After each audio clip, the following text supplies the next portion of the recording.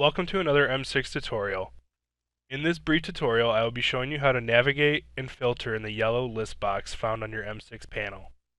The yellow list box is your inventory list found on the right side of the panel. From here, all your active inventory will be displayed.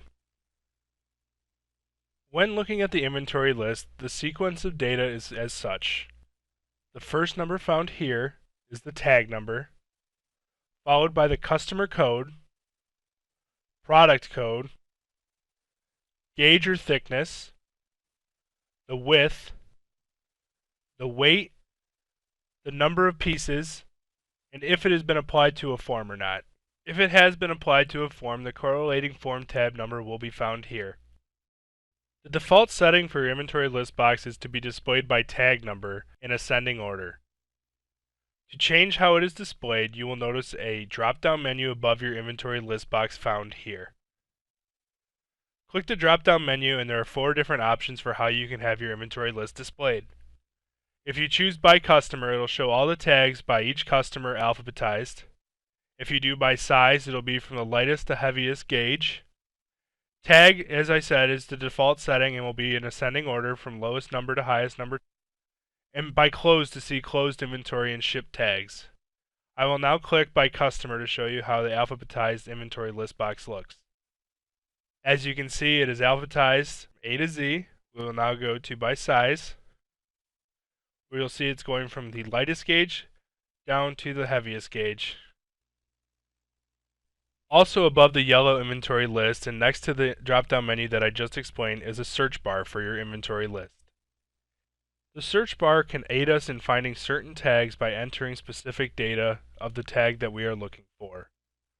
For example, I can search by product and gauge, width, tag number, or just the product code itself. I will display that now.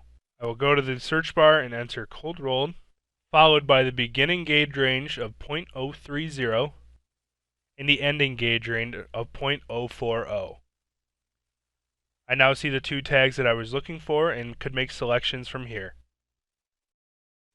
Next we will search by width. So I'll simply clear out the previously searched filters, enter the width we're trying to find. I'm trying to find coils with a width of 13.5 inches. So I start typing, and you can see the search bar has an upper limit which includes the 13.5 inch coils that we're searching for. And here are all the coils under that parameter. Next I will search by tag, so once again I'll clear out the previously searched data or refresh the inventory list by clicking all in column A to bring it back to the default by tag settings with all of the active inventory being shown. So I'll now return to the search bar and the tag I'm looking for is 6000703. I'll type that now. I now see the tag that I was looking for and can now select it and then continue on with my daily operations. I just mentioned the all feature being found in column A to refresh your inventory list to display all of your open inventory. Also found in column A is your customer list. By clicking on any of your customers, it'll filter out all of their inventory for just that specific customer that you wish to look at. To demonstrate this, I'll be clicking Vaughan Steel. Upon clicking Vaughan Steel, the only inventory being displayed in the yellow inventory list to the right will be Vaughan Steel coils. To return back to the main inventory with all the customers, hit All.